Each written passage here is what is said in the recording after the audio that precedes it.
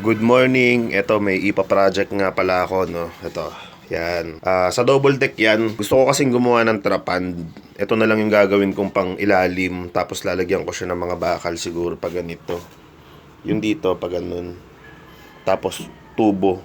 Hindi ko alam kung paano eh. Pupunta ako sa junk shop ng tita ko mamaya. Magtitingin-tingin ako doon. Tapos bibili ako ng bakal sa kanila. Yung mga ano lang, second hand na bakal. Yung mga binenta rin sa kanila, bibilin ko na lang kung merong sakto sa idea na iniisip ko. Kasi sayang naman tong bakal na to. Matibay to eh. Lalagyan ko na lang to ng paa. Siguro mas mahaba. Tatry ko lang. Gusto ko talaga welding. I-welding yan. Lagyan ng mga tubo-tubo. Kaya lang hindi naman ako marunong mag-welding. Naghahanap nga ako ng school ng TESDA para mag-aral. Kaya lang nung naalala ko nga, dati nung nagpagawa kami sa isang marunong mag-welding ng kulungan ng aso, scrap metal din nung gamit. Maghapon siyang gumagawa ng ng kulungan ng aso. Parang gano'n no, ayun no. Kung nakikita niyo yung maraming basura doon. Ayun yung sa may puno sa baba nun, parang ganyan yung kulungan na ginawa niya. Maghapon din ako nanonood, tas naamoy ko yung usok. Ayun, pagtulog ko, nagising ako ng madaling araw, parang ang dami ng buhangin ng mata kong sakit. Pucha, ganun pala yung pakiramdam nun. Kaya nadala talaga akong manood ng nagwe-welding. Lalo na yung maamoy mo yung usok nung nung bala. Bala ng welding. Ano bang tawag dun? Basta yun. Kaya yun, bale mamaya, nasa third floor kasi ako ngayon. Ibababa ko to dun sa ground floor. No? Nox SM, ground floor, lower ground. Hindi, dun sa pinakababa. Pero bago yan, magti-treadmill muna ako. Ito, papawis lang syempre. Lasing na naman ako kagabi. Dagdag ko lang pala, no, marunong naman kasi akong magbarena. Ito may barena ako dito. Ayan, no. Bale, ang plano ko kasi, ganito gagawin ko. Babarenahan ko na lang yan. Lalagyan ko ng tubo. Kunyari, sa dulo yan. Babarenahan ko to dalawang butas. Tapos tutornilyohan ko na may lock sa kabilang side ng tawag dun nut. Basta yun, may washer, tas merong siyang lock sa kabilang side para detachable pa rin. Bahala na. Teka, mag-treadmill muna ako para lumabas yung alcohol. Lalabas yung alcohol ngayon tapos mamayang gabi papasok ulit. Finish. Whew, sarap. Ayan na yung Alfonso lumalabas, no. May halong MP lights. Ew.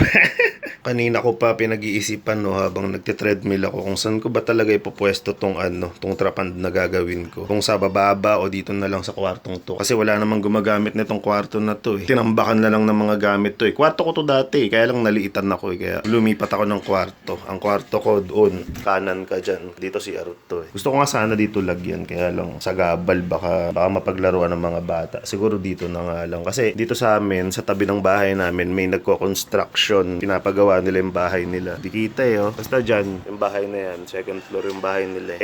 Minsan napaka-alikabok. Siyempre, nagsesemento sila doon, tapos naglalagari-lagari. Ano ba yung tawag doon? Yung grinder. Tapos minsan parang meron sila yung umaano yung mga alikabok sa baba na pupuno. Siyempre, pag humangin, pupunta sa amin yung iba. Baka mamaya, isang umaga, kita ko na lang, sementado na yung pand ko.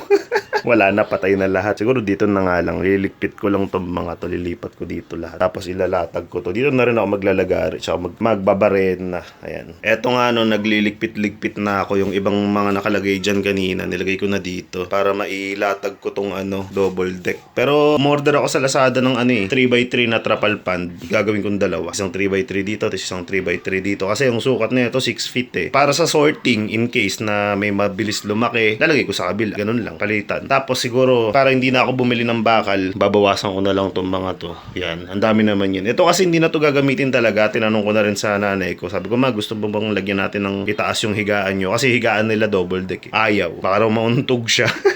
So yun na lang. Babawasan ko yan. Yan ang gagawin kong bracing na pag ganun. Tapos siguro hindi ko na kailangan ng brace pa na pag ganito. Pero hindi ko pa sigurado ang brace ko na lang parang patayo kasi yung trapal pan merong mga parang nakaganon yun na holder sa gilid-gilid. Yun na lang yung susukatan ko para isusuot ko na lang dyan tapos tali na lang yung sa pinakataas. Titibayan ko na lang, 2 tornilyo siguro, ganyan.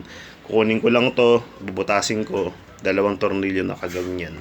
Ayun, may sound system ako rito. Baka gusto niyang bilhin. Dalawa yan. 2 speaker na malalaki. Di 15. Patugtog kayo sa inyo para magalit yung mga kapitbahay nyo. Ano na lang to? 60,000 negotiable. O sige, 55 na lang. Buong set na yan. Ito pa lang magkano na to? Nasa 29,000 na ata ngayon to. 28. Ito dati nasa 36,000. Ewan ko kung magkano na lang ngayon. Ito nasa 15,000 na ata ngayon to. Isa. O, di magkano na yun? 30,000 na tong dalawa. Tapos ito plus 30 pa. 16 na. Wala ka pang mixer, diba? Bibili ka pang kable. Ito may kable na. Pwede mong i-set up yan sa church nyo o kaya sa bahay nyo lang. Yun nga, patugtog ka. Tapat mo sa bahay ng kinaasaran mo sa inyo. Etong speaker ko na to, nakaganyan lang yan. O, nakatakip. Bilhin nyo na to. Donate mo sa church nyo. Di bida-bida ka ba dun sa mga ka-churchmate mo, diba? Meron din akong mannequin dito. Baka gusto mo mag-live selling. Ayan o, torso mannequin. By Japonesa. Benta ko na lang na magkano na lang ba? 3,000 na lang. Sige, 3,500. Para hindi ka tatamad-tamad sa inyo, mag-live sell ka na lang. Ito, electric pan. Mga 10 years na to. Nagana pa. Mabilis pa to. 3 ang speed niyan. Bilhin nyo na yan. 200 na lang.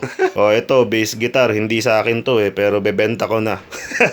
Magkano ba? 1,000 na lang. Charbel by Jackson. Pero hindi original yan. Fake lang yan. Ayan nga, no, nailatag ko na. Pero hindi pa ako tapos magligpit dito. Ang dami ko pang gagawin. Dito pa sa labas yung mga gamit. Ayan. Bale, nagtingin ako sa Lazada ng trapal pand. May nakita akong isang seller. Tapos sinanap ko sa Facebook yung pangalan niya sa Lazada. Lumabas naman meron. So, nag-direct message na lang ako ron para kahit bukas mapuntahan ko na yung trapal pand. Kasi pag pinadaan ko sa Lazada, abutin pa ng baka September pa eh. Kaya hinanap ko rin talaga siya para makuha ko kaagad. Nakita ko naman, nag-reply naman. Siguro tutuloy ko na lang yung video bukas, no? Sige, bukas na lang.